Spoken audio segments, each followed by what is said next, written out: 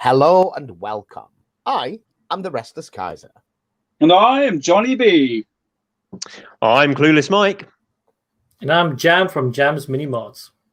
But together we are Modding Edge.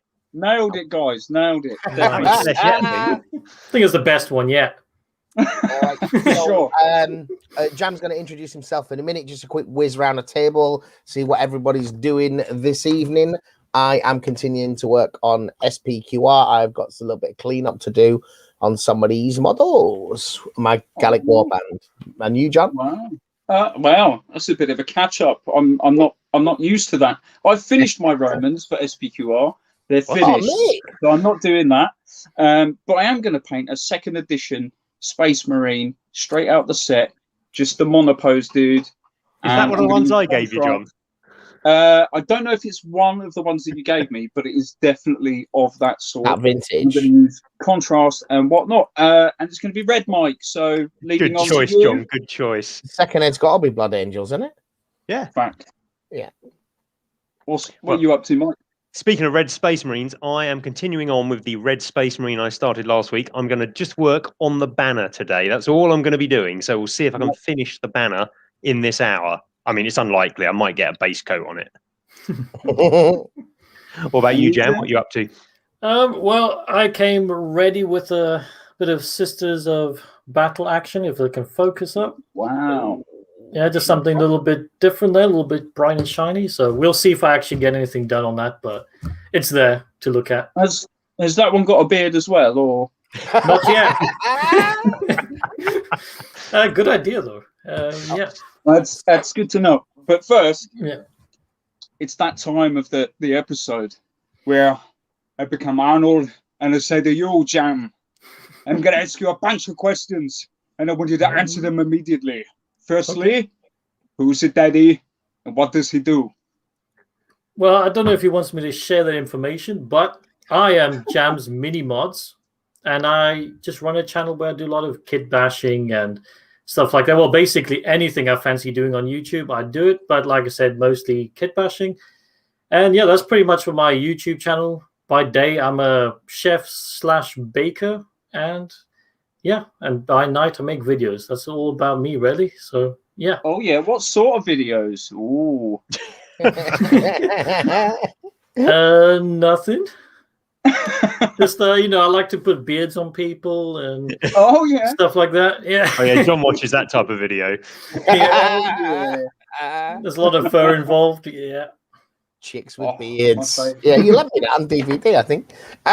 Right, so really, there's millions of comments already, which I'm obviously not going to get to. 25 people watching. Pretty depressing for us tonight. We had a quick look before the show started. There was some thumbs up, which was great, but we already had a thumbs down before we started. Someone looked and said, "Oh, these guys again." Boo! Like I said, Well, they tuned in. That's all that matters. Well, I don't know. They didn't watch it. They hadn't started. They'd already said, "Nah, it's rubbish."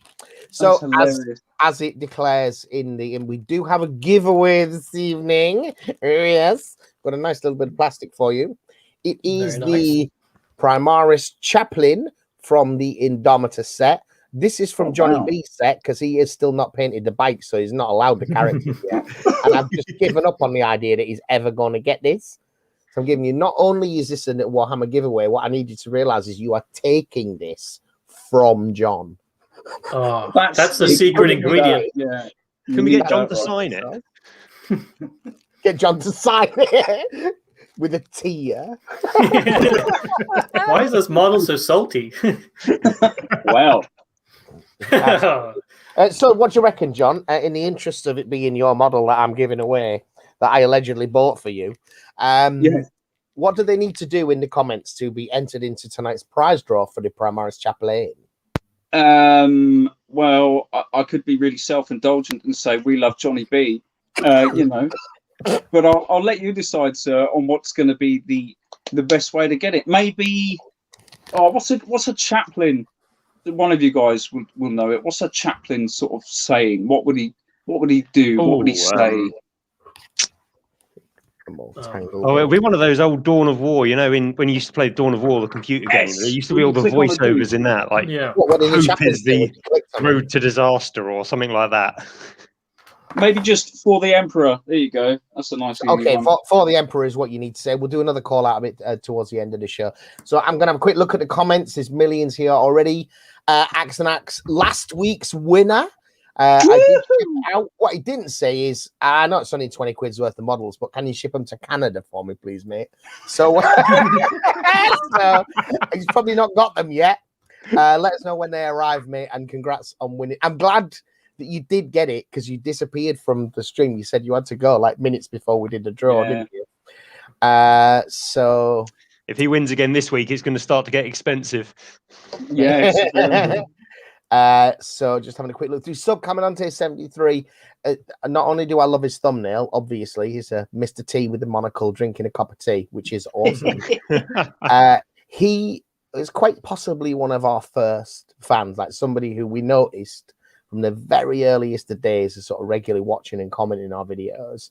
And if you want to know the fastest way to a YouTuber's heart, it is to regularly comment on our videos, even their really crap ones. We noticed that. It's like, you know what? I really like this guy because he comments on our stuff. Stand out. I've got a guy who always comments on my videos, Big John Masters. And I always remember him. He's commented for years. Right. Yeah, absolutely. Okay. Brush and Quill is here. Good. Alan is there, of course, who contributed last week's prize. What a dude. So, Jam, you said a little bit, you said kit bash and so forth, and I'm going to whiz through the comments. And for those that have not seen this before, there's so many comments that I will try and mime answers to people or whatever as we work through and try and give people a bit of lead to take. But you said you like modeling and kit bashing, but you're very much a 40k guy, and within that, quite a Space Wolves guy, right? Yeah, definitely. Just talk about what it is about why the Space Wolves are better, why Ultramarines and Blood Angels suck, those kind of things. Do we need any reason? Well, Blood Angels, you got fancy red vampire dudes or werewolves. Werewolves are always cooler, aren't they? So, yeah. And then you got some vanilla blue boys. Who wants any of that? No, I'm just joking. Space Wolves and Space Marines. I actually used to be more of a Chaos Space Marine player, but Primaris Marines and stuff, they're so vanilla and boring that they just make great canvases for kit bashing and converting. So I just because of that, I just fell in this hole of ended up like a massive Space Wolf army because they've got a lot of things you can do, covers like fur, beards, leather straps, and stuff like that. And they lend themselves a bit better to kit bashing, don't they? Because they've got so many different things they get stuck on them, all their wolf tail talismans and cloaks and things. And it's all pretty like what do you say, like organic, like stuff easy to make with green stuff is basically. Yeah. Because that was the other thing, isn't it? When a lot of people think when you call them kit bashers. But I think because you do quite a bit of green stuff work, it's probably more of a conversion, I guess. Yeah. So there's an interesting thing there, and I see Brush and Quillers in here, so I might see if he's got any comments to make on this. Different people have different kind of concepts of what those different terms mean. Like when is it a kit bash? When is it a conversion? Some people's idea of a kit bash is I've got this head from a Blood Angels Marine. That's a kit bash to some people. But I would certainly say for me, I'm happy to take an arm that fits from a different kit. I'm not happy to get buy a glass rolling pin and make a beard for an existing head. And I mentioned that because that's kind of a thing I'm thinking, actually, if I could make beards for all of these other Space Marine heads that I have to have much more variety. I see you did a video on this is how you make a beard out of green stuff. Yeah, that one's a bit. I've probably gotten a bit better since then, but right? Yeah, no, I 100% agree with you. Weirdly, I was actually thinking about this earlier. I was like, kit bash for me is when you just take different kits, nice, and you just slap the parts together, like you said. Converting is when you start putting non-kit things together. It makes sense. When you start sawing things apart, green stuffing, that's probably a conversion. Then. Yeah. Sure. And how much of that was obviously I've not followed your channel for years, the move from Games Workshop and there's far more monopose models. Yeah. Do you think that was part of your move in that direction, or were you already an avid converter before you got into YouTubing? Yeah, I mean, pretty much I didn't start that long ago with the hobby. I started with the Dark Vengeance box set when that first came out. And my first thing I did when I picked that box up was like, I'm going to turn these Dark Angels into Chaos Space Marines. That's literally the first thing I ever did was slice them bad boys apart. So you don't need to do any work. I was waiting for that. What? They are Chaos Space Marines, right? Yeah.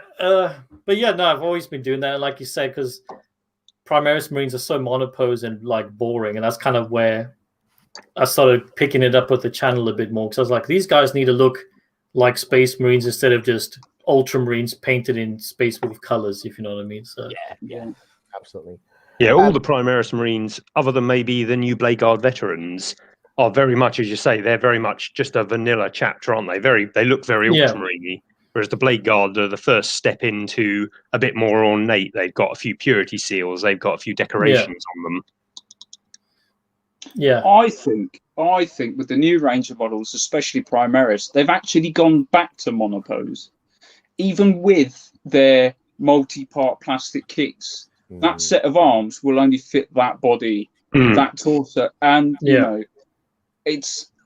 I don't know how I feel about that. I like monopose to be crap. I don't want any dynamic. It's two-dimensional in a centrifuge mold.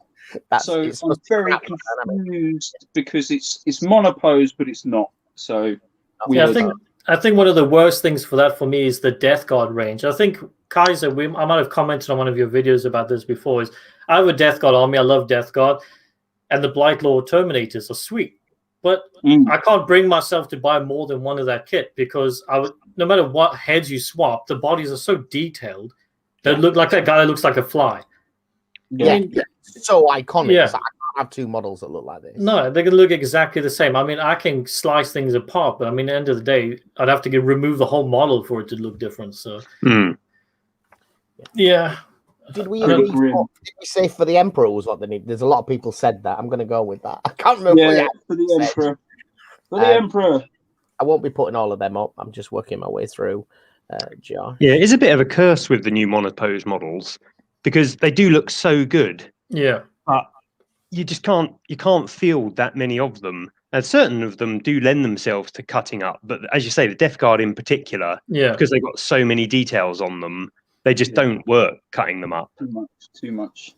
Like I said, that's why most of my videos, I don't make like crazy kit bashes, like smashing up giant crazy robots out of bits. It's more about giving people ideas how they can customize their armies, if you know what I mean. Give like little hints and ideas because, like I said, everything is so monopose and boring. If you can get some sort of idea of like, okay, that's a cool little bit I can add on there to make it a little bit more flavorful. But yeah. Where do you buy most of your bits from? Do you kind of like go to a bit seller, or do you buy full kits and then keep loads of the bits? I've always just kind of made stuff with what I've had at hand. I can't, like people that go out and like buy specific bits, like to me that just like hurts my heart. I'm like, that's so much money. Like they charge you like £5-10 for like one axe. I'm like, I'm not paying that for a kit. And then you got to put postage on it. Yeah, but I mean, the only kit I've already bought was the Deathwatch Kill Team box, because that comes with so much stuff in there. There's like giant hammers and 10,000 power swords, and I was like, that's a gold mine of stuff. Yeah, so I was like, that's a bargain right there. But other than that, I mean, I've bought a couple of kits. I mean, like I got this guy when I kit bashed Kaiser here. I specifically bought this model. If it will focus, there we go. If you don't know, by the way, Modeling for Advantage is so astonishingly famous as a channel. Yeah. And Johnny B, the boy, and I are such celebrities on the internet that Jam made models of us, mate. No, my camera's all backwards. There we go. I'm hoping you're a librarian, Kaiser. Yeah. That was there we go. Yeah. Yeah, that's Johnny B there. I'm going to have to update this model a bit. I think it needs a bit more flair, but got him a nice Have you little seen Johnny shield. B? He doesn't need any flair. Johnny B, zero flair, mate. That's so mean. I didn't mean that, John. I love you. He didn't say I have no flair. He said I'm already full of flair. I don't need any more. Is that how you find it, mate? Okay. Yeah, that's what I said. But yeah, I actually lost track of what I was saying then. I was saying like, yeah, I've bought a couple of kits for videos, but that's about it. Really, was the whole point of that. Half the joy is rooting around in your bits box. I'm in the middle of making some jump Terminator things. And my wife was sitting there earlier this evening looking at me, and I had my bits box all over the living room floor, just searching for bits to use as some kind of nozzle. I mean, I'm using something from an Orc kit from years ago. I mean, every time I'm making a video or a kit bash, I mean, you could walk into my little office area here and you can see because it's destroyed. I've got like little tubs everywhere with like bits in it. Like here's my Space Wolf one and stuff. And there's just like bits everywhere. My desk is like clumped up with like plastic everywhere, just trying to find the right arm that fits and stuff like that. Like I said, that's the most fun part. Beautifully sorted.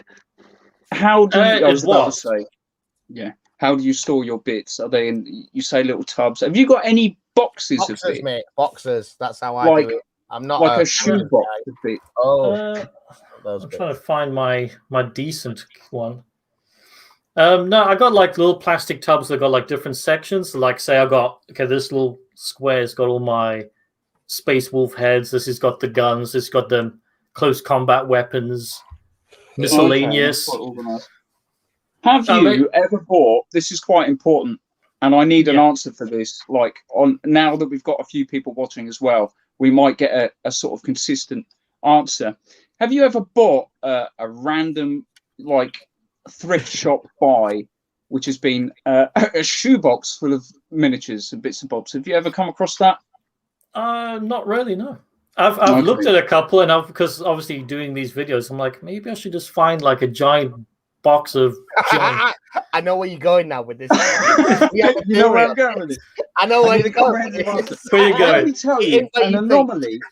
Can I continue? Is that all right? Yeah. You mean the bonus feature that? I mean the bonus feature of any buy that you get, a thrift shop buy in a box. So what you're talking about is like, I don't know. Oh, my son used to play Warhammer, and there's just a bag of broken plastic with a few gems in it. Snap it up if you ever see it. Yeah. Or charity shop, it's like £4. There's a lot of exactly on the outside of the box, let alone inside. But Josh Wood just commented. Yes, £250 worth of Tyrannus from Oxfam for 20 quid. So this is the man. He might know. When you bought that, sir, when you're rummaging around, because you have to sort through the box because it's all over the place. You've got Orcs, you've got second-ed Marines, naturally, because there's billions of them. Yeah. You always get the little jungle trees from the 3rd edition box set, which came with separate trunks and leaves that you had to glue together. But also, you will find, if you're at least lucky, at least one, most probably 3 or 4, a pubic hair, mate. There is always a couple of errant pubic hairs in there. Yeah, I can imagine that's true. Yeah, you say that, and I think you're right. I think I got one in a box. It's a fact. Yeah, there's next to the store in Luton, our Geek Out, our friendly local gaming store. There is a proper junk shop. Like the guy doesn't even open it. It's all like mesh over the windows. He's got like a couple of vinyl records and an Apple computer from the 1970s in the window. Wow. But he had a few Warhammer boxes, didn't he, John? And so you have to phone him to come down, and he can barely open the door because it's just full of shite inside.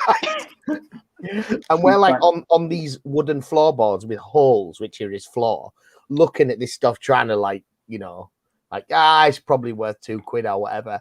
And he's got 3 different boxes. Each one of them contained at least one pubic hair.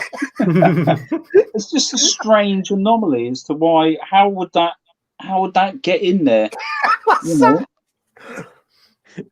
Best not to think about it, John.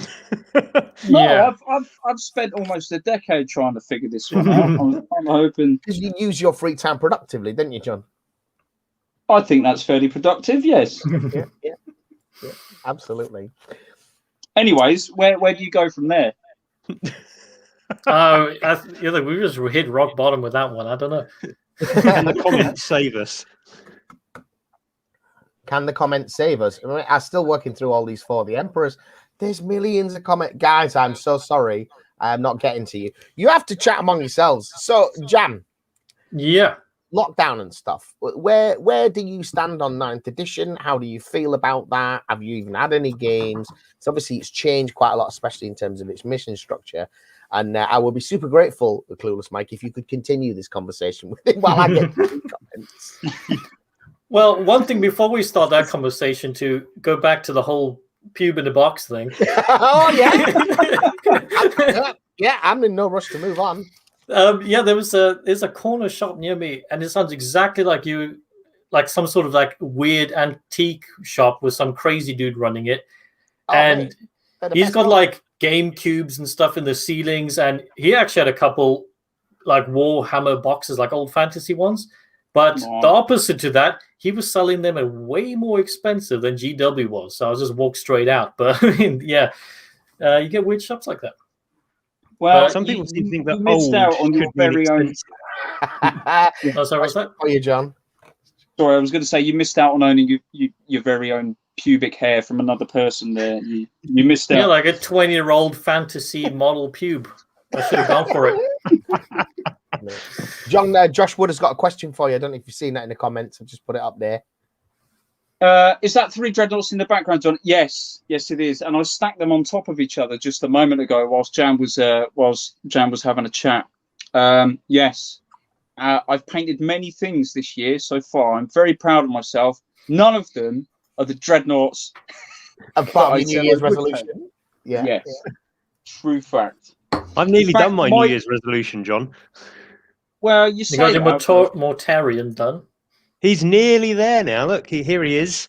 He's now got all his metal on him. He's got more or less everything other than the smoke and the base. And then obviously all the weathering. Came into this when we had Jason on the other week. Yeah. Yeah. Josh noticed you were dealing with the Dreadnought Tower, John. Clearly, because Josh said. Did he? Yeah. Yeah, Dreadnought Tower. About. Yeah. Right. Yeah. Everyone loves a Dreadnought. Evening, Andy. So to go yes, back sorry. We were talking about 9th edition, Jam. So you were going to say what you've played or haven't in this case due to lockdown. Oh, sorry, I was just reading that comment there. I haven't played any of 9th edition because obviously we've been in lockdown, and to be honest, I haven't had a game in a while because before that I was working night shifts. So I can't really say much about 9th edition apart from I've avoided buying any books because, one, I can't go use them, and usually they're out of date really quick anyway. So I'm kind of waiting until I can actually go play. So I don't really have much opinion on it, to be honest. So, well, I've organised my first post-lockdown game. We're having a small 6-person gathering in the garden on Easter weekend. Oh, nice. Yeah, I hope the weather holds for good weather. Got one from Sinosure Wolf here. I assume this is for more accomplished modelers. Trash bash? Is that like a term for? Is that like making a spaceship out of a washing up bottle? Yeah, that sounds about right. Look at John smiling. John loves that. John's probably got one on his desk. I haven't at the moment, no, but I do love that really old school thought of the Rogue Trader book. Although I'm too young to have lived that, but making a tank, as you say. The old Gravitac out of your Lynx deodorant tube or whatever, your shower gel, and then a medicine spoon is the cockpit, and then you got random toys off of Zoids or whatever, the guns, and glue them on, and you got it's a really cool idea. In fact, it's not quite the same, but it is kind of a bit trash. There's a company in Russia called Technolog. And they do a game called Robo Gear, and they look really shonky like toys. There's another YouTuber out there, which I would suggest you go and check out. It's called Scruffy Crow. It's worth a look out. He's a local lad as well. I don't know if you've heard of him, Kaiser, or anyone. I've come across him. Yeah, I've not. You've come across him. Okay. There's a guy called James DeGray, and he has played at the Luton Tabletop Gaming Club. Fun fact: we are actually halfway through a Blood Bowl match, and I'm winning 3-0. But he is using. This is a dream, clearly. From what he's just said there, this didn't actually happen.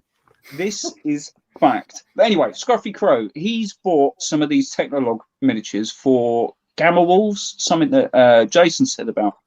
last week. It's one of the Osprey I remember games. mentioning that. Yeah, and they're proper like toys, even to the point where they've got firing pins on little cannons that fire missiles, which I'm going to keep on my ones because I have some coming over from Russia, and I'm going to turn them into crazy walkers and put Ultramarine symbols on them. And I've got some tanks. I'm going to make them into guard tanks. So it's not quite Trash Hammer, but it's very similar. Trash Bash, sorry. Trash Hammer. Yeah, Trash. I like Trash Hammer. Trash Hammer. That's our games, right? We play Trash Hammer. Let's make up some rules. So I think this is one of your guys who's come across. Is that right, Jam? Sir T Baggins? Don't recall the name, so Sir T Baggins. For everyone, for those of you that don't know what teabagging is, maybe it's a British thing, I'm not sure. Don't Google it in front of your parents, is all I want to say. Yeah, definitely do that. You don't want to look at it, I don't think. Anyway, question for everyone. If you plan on doing a kit bash and come across a piece that isn't related to Warhammer, but fits your idea, does it stop you or influence your idea more? Should we start with you, John? That's a good one. No, it would not stop me because I am not restrained by the tournament scene. Fact. Or involved in. Or involved. And that is it. Yeah, I would say if you find something that works and you just go for it. If somebody's that serious, like they won't even let you have one bit on your model, you probably don't want to play with that person anyway. So, oh, you mean like Games Workshop? Yeah. I mean, if it's if you're literally doing an entire model, maybe I can understand. Like building a Space Marine out of trash, like you're talking about, then I can get it. But yeah, it was one bit, like a fancy sword or something or whatever. Oh yeah. Yeah, just do it. Yeah. Even then, I think Games Workshop are only really hot on it if you're using another company's model that's that's what I mean. Designed to represent one of theirs. Then you can kind of understand it from them. But I don't think they care what you use. I mean, I run an electronics company, and if you look closely at some of my kit bashes and stuff, they've got lots of kind of like packaging from ICs and all kinds of bits stuffed on them. Yeah, I mean, GW, you can glue on and looks good. They occasionally kind of like, when they have like pro painters did this, like sometimes they're kid bashed and stuff like that. So yeah. Axe and Axe, I found up some Dark Eldar that were hidden in balls of yarn. The thing is, I just skim read that and I said I ended up with some Dark Eldar that were hidden in balls. Was one balls. I'll read that one again. That explains seems like the right place. Yeah. Wonder if Kaiser remembers us in the comments. I'm trying to get to them all. I need to not do the draw thing at the beginning, I think, because there was just a wall of comments then. Yeah. In the future, do it in the last 5 minutes, and they've got to really get it down quick. Yeah. Hello, Mythos. So, yeah, Mythos is here. We're gonna have him on the show in the not too distant future. Oh, really? Yeah. So. So I'm on about this quite a bit because I'm very unhappy with the direction that 40k has been going. As someone who came back in 8th and has just seen it swell, and it's definitely now with the 9th edition mission rules reached the point where I just don't feel confident that I know what I'm doing anymore. Yeah, and I'm unwilling to. I said this a few times. If we play Warhammer these days to try and get Clueless Mike in, even if he's not playing, can you come and make sure we're doing it right? Yeah. And that to me says something's gone wrong with the game when I feel I need to have an umpire. Yeah. One thing I would say about that is that that is the tournament missions, and I would agree they are complicated. I mean, last time we played, I brought around a printed off sheet with about 50 boxes on it that you have to keep tallies on, and it really helps to keep the tallies, but there is lots of tallies to be done. So I think when we can start up playing again, I said this to you, we need to play narrative battles that have simple rules. Narrative ones just have extra layers of this. They don't have less. Also, in this, you can do these other things as well. It's like whenever I looked at the Kill Team narrative missions, like these are more, not less complex. Oh, that's why I make up my own missions for narrative. It's I'm not enjoying it. There's too many scoring rules. How have you guys found Crusade? Have you played it at all? Because I was pretty excited about that. But like you said about when you go narrative, there just seems to be just as much rules on top of it. It just seems fluffy ones instead of, you know what I mean? Like just a lot of extra stuff. It's tough to find that balance now, I think. But in all, it's a game system, and they've always said, make it what you want. You're only going to find trouble when you're going down to the store, at your local gaming store. Let's face it, a lot of people want to play that. Even if they're not in the tournament scene, they want to be in the tournament scene, even if it's just, winning out of their 6 buddies that they play constantly down there. So you can make it what you want it to be. Like, Kaiser, I really enjoyed those, the missions you come up with, the four objective terminal. There's no reason I don't think I would just do that. Use the core rules to go back to something like that.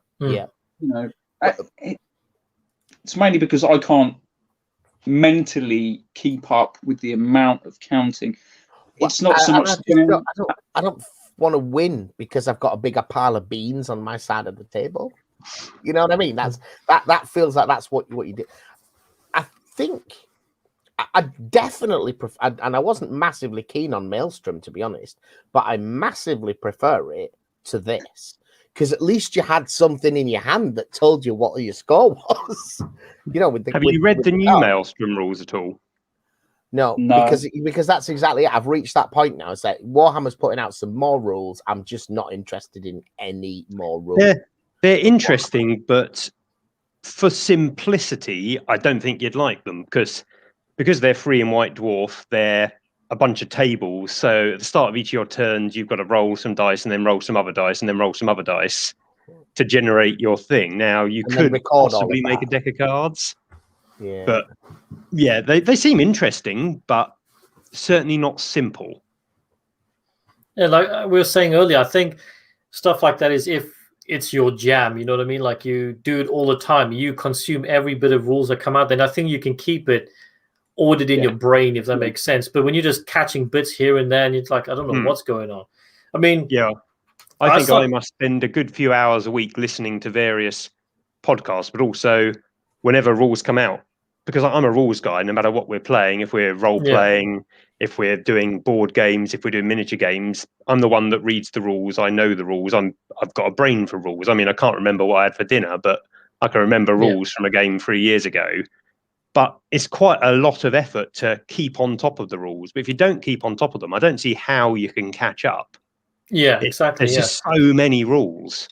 I mean, sorry, Kaiser, but I was saying to like new people, if you go into a hobby store, find the one dude that seems to know every rule for every single game. So basically, you might that's the guy I normally play with because I don't know what I'm doing. So I'm just like, how do I wound you on this? That's the way I normally learn is just by playing it. But sorry, on Kai's, I interrupted you there. No, I was going to come to Brush and Quill's comment here because it's an ongoing, it's an old story, Warhammer Pay to Win. But the thing about knowing the rules, the other aspect to it is it's not like said, okay, we feel that there's an issue around close combat and people being able to pull back from force combat and they basically can just kite slower armies across the board. So we've made some changes to how that works because we don't like how that mechanic plays out. Those kind of rule changes, I'm absolutely on board with. So you look, there's a flaw in the system. Yeah. And the thing about needing to stay on top of it is the problem I have is Warhammer's approach to rules and layering on rules and capabilities on units in particular is that if they increasingly move into the gotcha category. Yeah. And not just that the unit got better, but they can do something that isn't really part of the core mechanisms. And if you don't understand that this unit is going to be able to do this, it's really going to catch you out. You look at these 10 spindly Eldar dudes are getting out of their wave serpent. If you've not played it before, you don't realize that thing's bloody indestructible. Yeah. There's nothing that tells you that that's got a million defensive rules layered on top of each other, which means you just got to roll chains of successful dice. That means you can't kill it. and that's a really simplistic thing. But they're starting to have far more mechanics to say, you can't fall back in combat from this unit, or this unit can fall back and shoot, or this, this unit's got these exceptions, and people can layer those and then add command points, stratagems, relics, stack it all on top of each other, and suddenly you feel like, oh no, you talked about Hero Hammer, and I remember playing Fantasy when you talked about that, and it didn't have a chance against this kind of Warhammer. I think there's space in the game and also in the rule set for a simplified version of the rules. You could just play. I mean, I could easily see you playing a game where you leave out all stratagems, even leave out warlord traits and relics, just playing with the base data sheets. I think going back, I think that's what we'll do. You've got the core structure there. The game in itself is all right. They've updated a few bits and bobs. It looks pretty smooth when you're running on the tabletop. The interactions between units and whatnot, but it is solely the bin counting thing.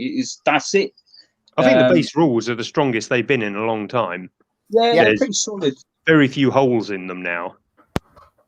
So I sometimes play like that. I'm like, I'm not doing anything fancy. I'm going to use my command points just to re-roll dice, and then I'm just gonna try and wipe you off the table.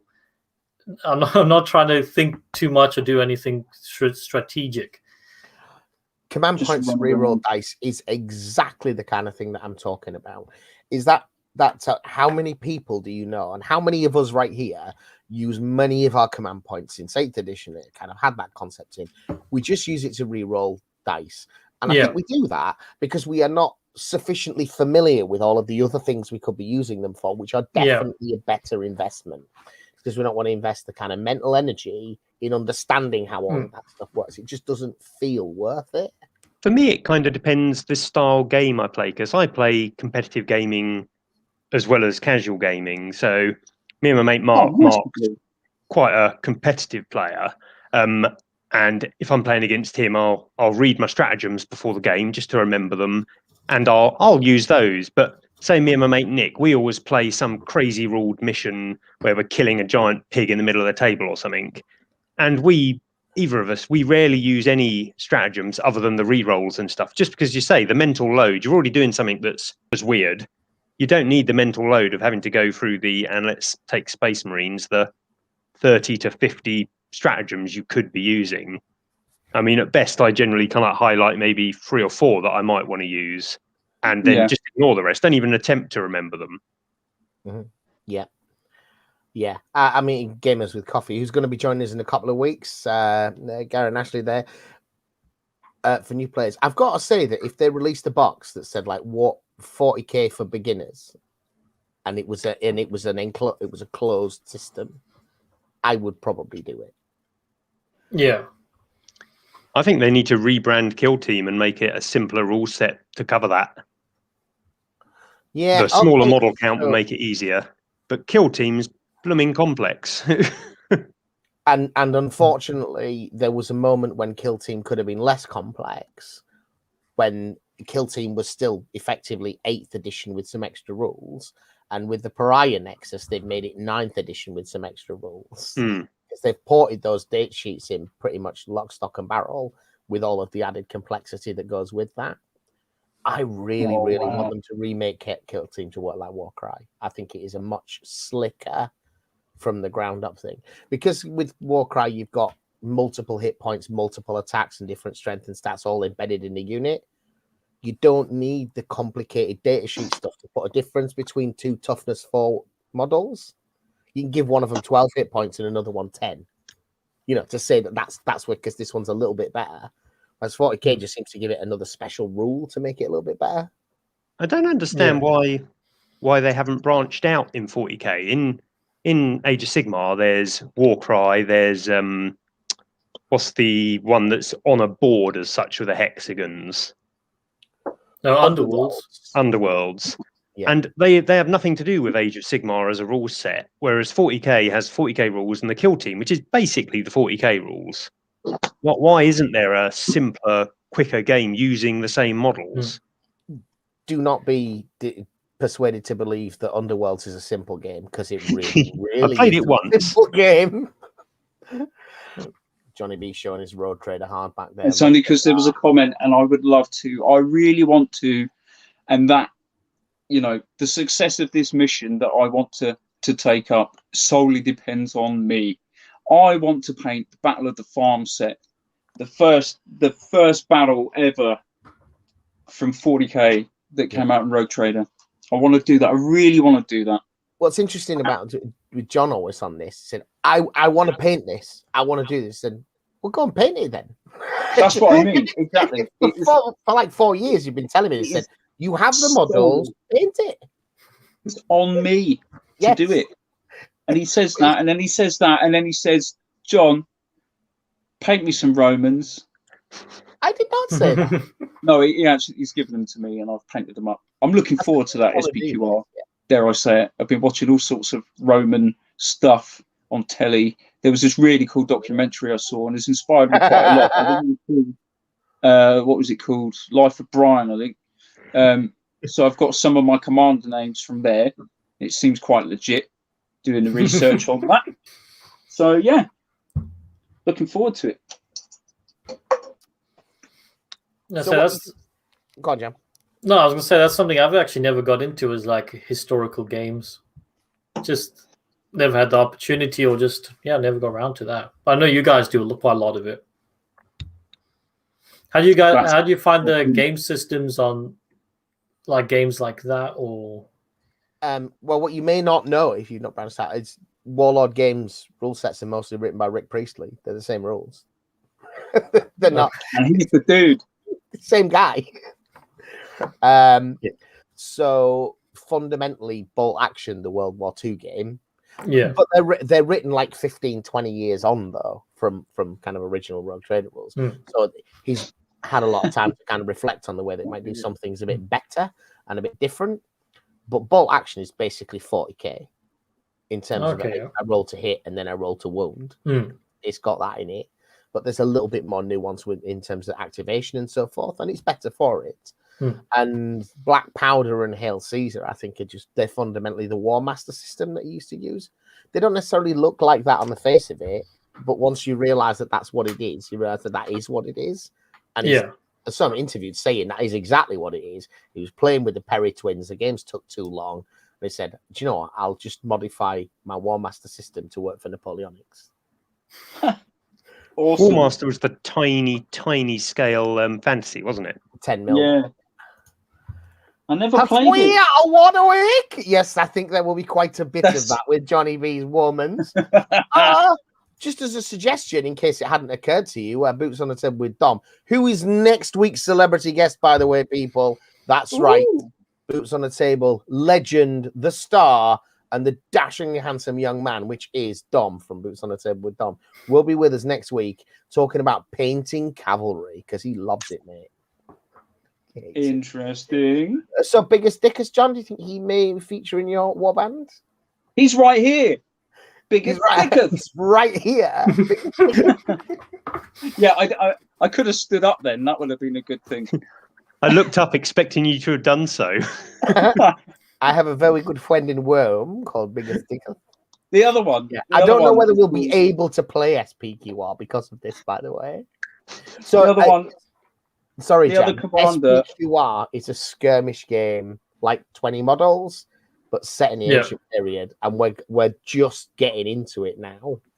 And getting preparing for it, and John's doing the Romans. That's what all this is about. I realize you're the guest, and you probably don't know what we're talking about. No, I've actually seen it pop up on quite a few things recently, and I was like, oh, okay, this seems to... I don't know if it's a new system or just seems to... I just seem to be seeing it a bit more recently. I don't know why. It's been relaunched. So it was maybe a year ago. Yeah. And actually, the point system, it clearly hadn't been properly play tested. It was badly out of balance. And it got it had a lot of hype. A lot of people were really excited for it, and the game was just horrendously unbalanced. and then as they started to think about reprinting it, but they had several other projects on the go as well. And then we hit COVID, and it's just been a long time.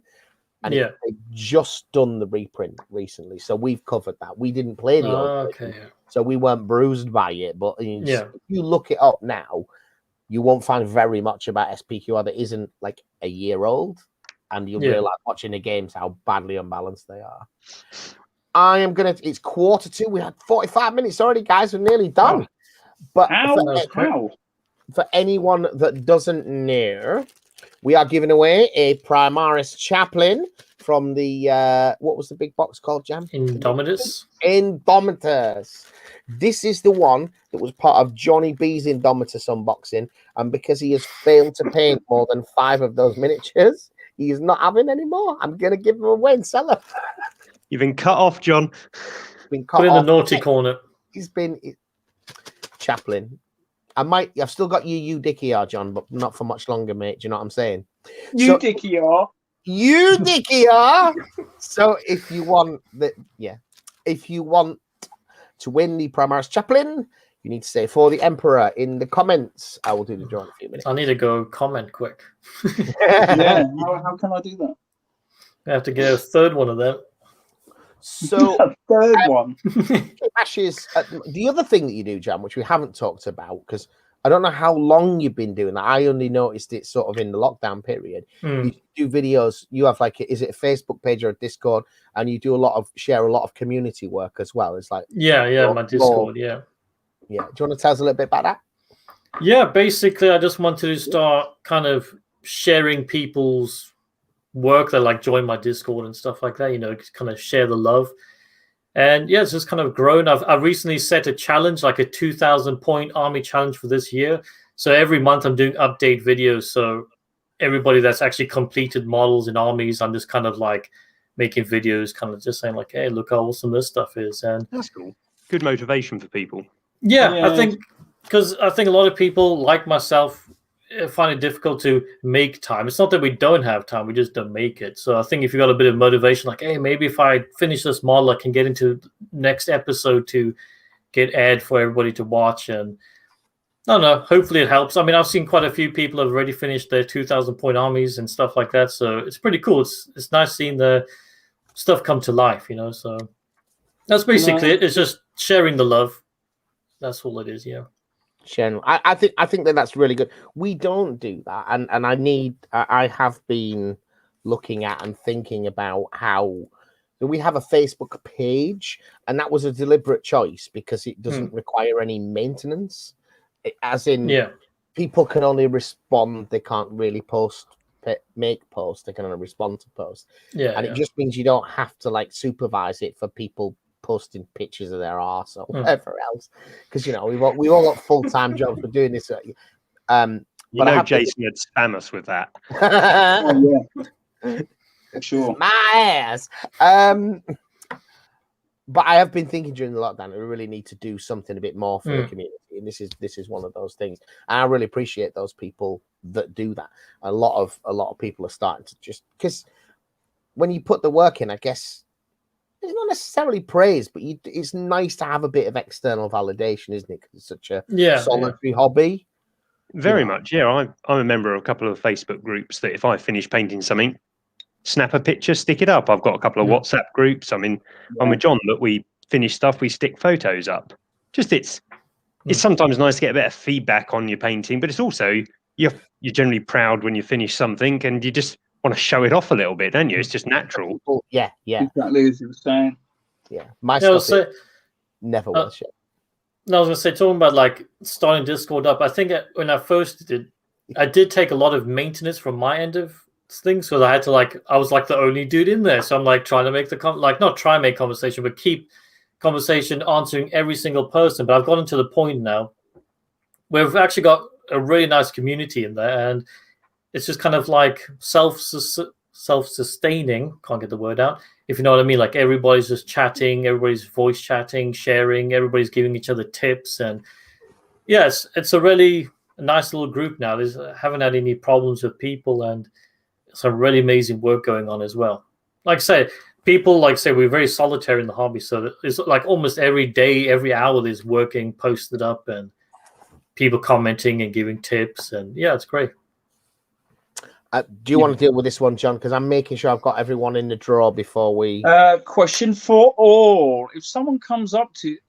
sorry, let me start again. If someone comes up to a game with you and has custom lore behind a character or their army, how open are you? I can't read it properly because the thing's over the what's-its. Let me read down here. Basically, it's asking if a dude rocks up and he's got a homebrew dude, a champion or an army with a special rule, are you cool with them using it? I think he's all saying how cool are you to listening to it as well? Oh yeah, Do you want to hear the background? If you read it properly, like either not on a small screen or not covered up, it is a completely different question. So Michael's going to tell you. Michael Hall is going to read that out to you right now.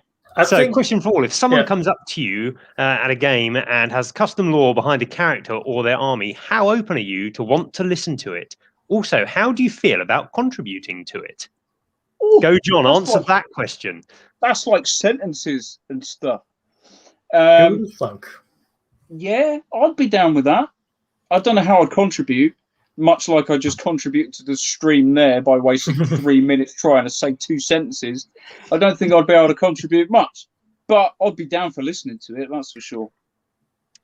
For me, it's a little about the quality. I don't want to listen to somebody go into half hour about their My Little Pony Space Marines because I'm not going to be that interested. But if they've got why won't you let that just go, man? Come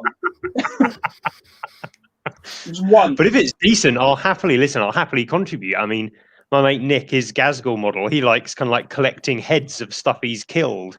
So if he's killed something, he's like, I want one of those heads to stick on his base, please. And that's great. It adds a bit to the history of the model. Yeah, I mean, I'm all about the narrative and the lore behind things. That's normally my motivator behind things. And I've actually had an idea for my Chaos Space Marine army. Every time a specific dude gets a kill, I'm going to paint like a little mark on him. You know, you get those like, what do you call them? And you get 4 lines. Shot down aircraft, yeah. Yeah. So basically markings on his armor. So maybe after years of playing the game, like some dudes are going to be like riddled in it, if you know what I mean. So yeah, that'd be cool. Hopefully. I've got to say, in terms of that stuff, I mean, I don't know whether that was the angle you were coming at. When people want to tell you, it's like when people want to tell you about their role-playing games that they've enjoyed. And it gets if you've ever seen that Red Dwarf episode where Rimmer is talking about all of his games, and then I rolled a 6. yeah, I rolled a 6 and a 3, and she rolled a 2 and a 5, and it's like there definitely is a point at which like you're so passionate about this and excited about it, but without strong text and buy-in from the person you're talking to, like your lore is really important to you if it is. But the chance that it's really important to me is really quite low. Yeah, that's true. Yeah. That is a fair comment. I want the germ of the idea. When we're playing, it's like, my pink Marines are all, fresh from the Pride March in Notting Hill. And that's all I need to know to buy into your narrative. Yeah. And if I want to know more, let me ask.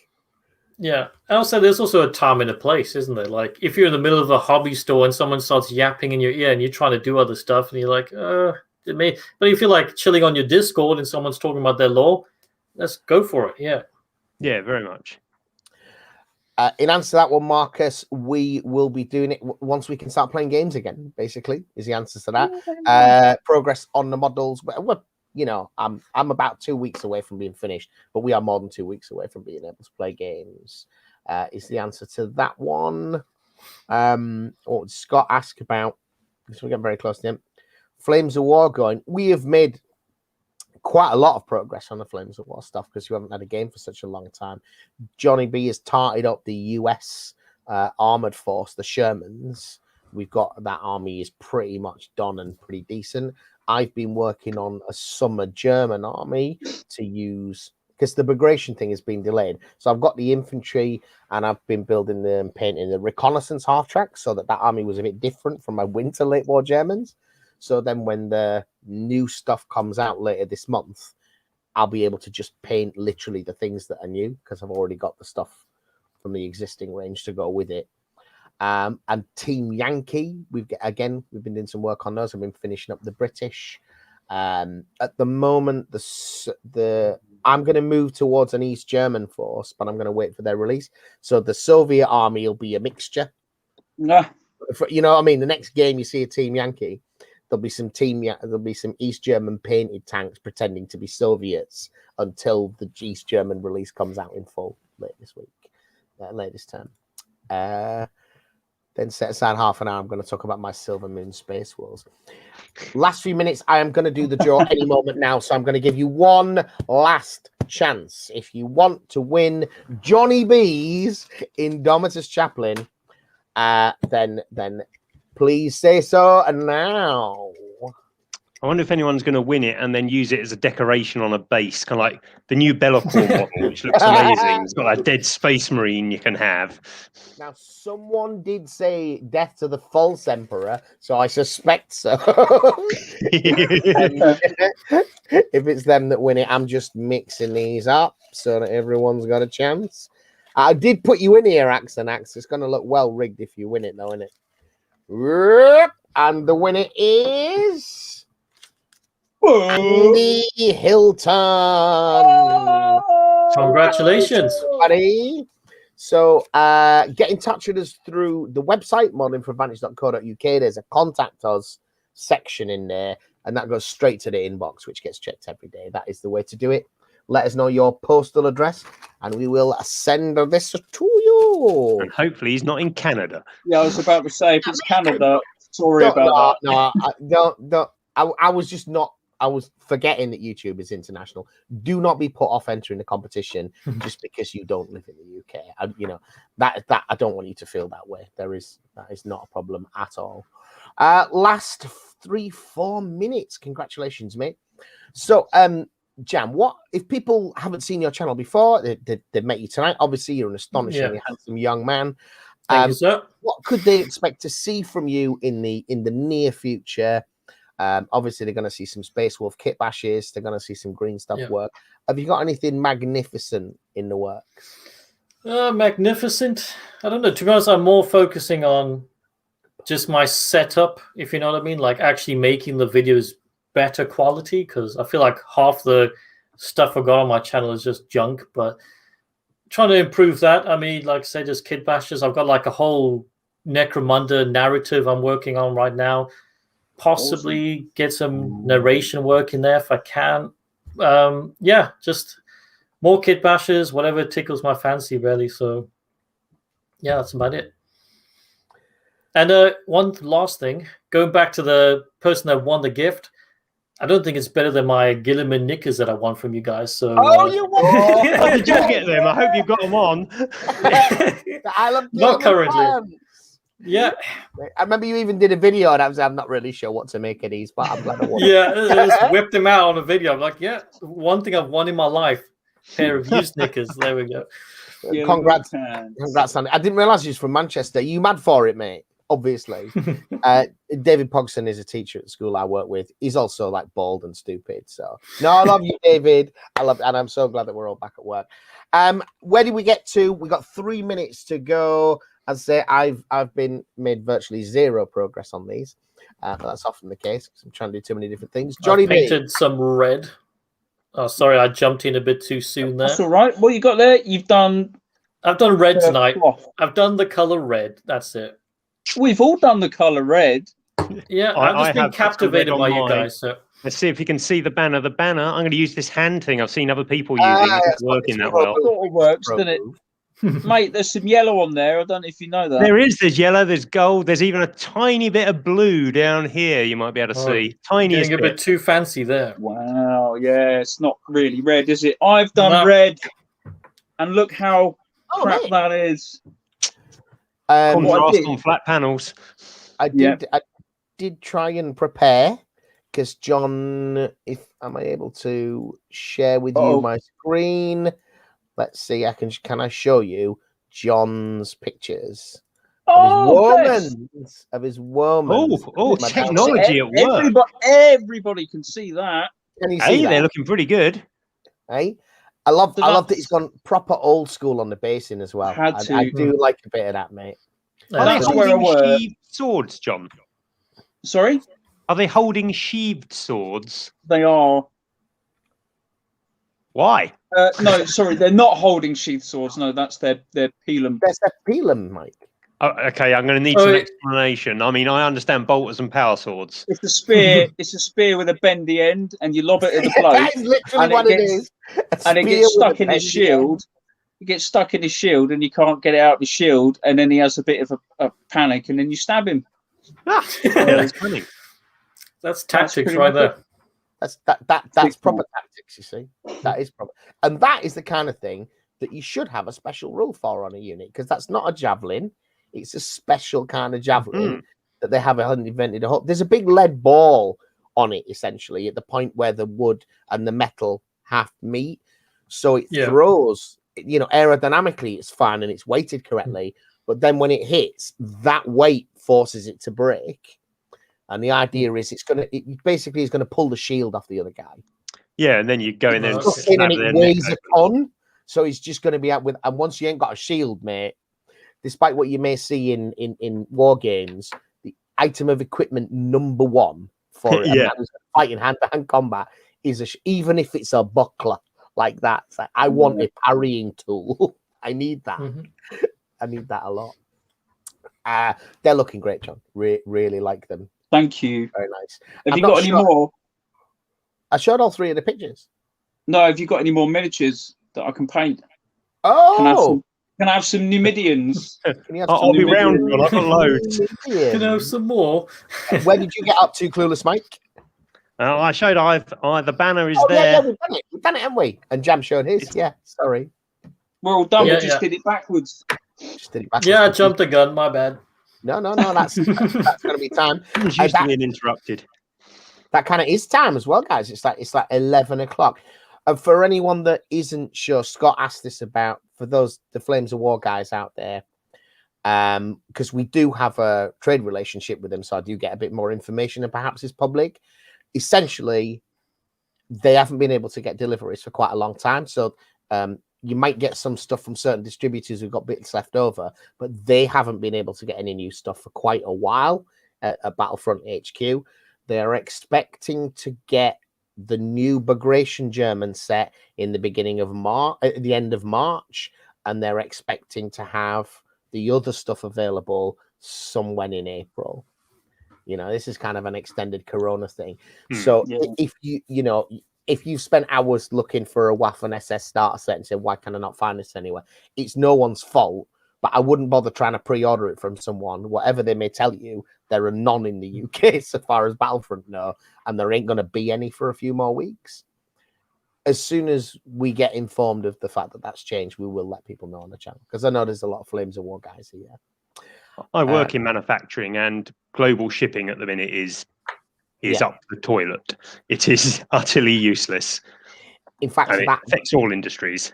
To that end, people who are into the 28mm Ancients, I tried to open a trade account with Victrix just this week, and he said that they had such big problems, they're basically not doing trade deliveries at the moment. Yeah. Oh, wow. That's not just like in the UK. They're just not doing them. They hope that when things ease up a little bit. So again, if you're wanting to get some Victrix Romans, and you can see that Element Games or whatever has got one, get them, because they're not coming back soon. It's the last one. Guys, that's going to be it for us. Boots on the Table with Dom is scheduled to be with us next week. He is a deeply knowledgeable and lovely man, as I'm sure you know. Jam, I hope you've enjoyed being with us. Check him out, Jam's Mini Mods. Thank you very much, sir. We can have you back on in the future. Hopefully, a treat for your viewers, because you're normally showing the kit bash rather than your lovely, handsome self, right? Yeah. You don't normally appear in your own videos. Yeah, unfortunately for everybody, I had to stare at my mug for an hour today. Mate, I'm sure they didn't mind. All right, guys. Thank you for watching. Bye, everybody. Bye, guys. Bye.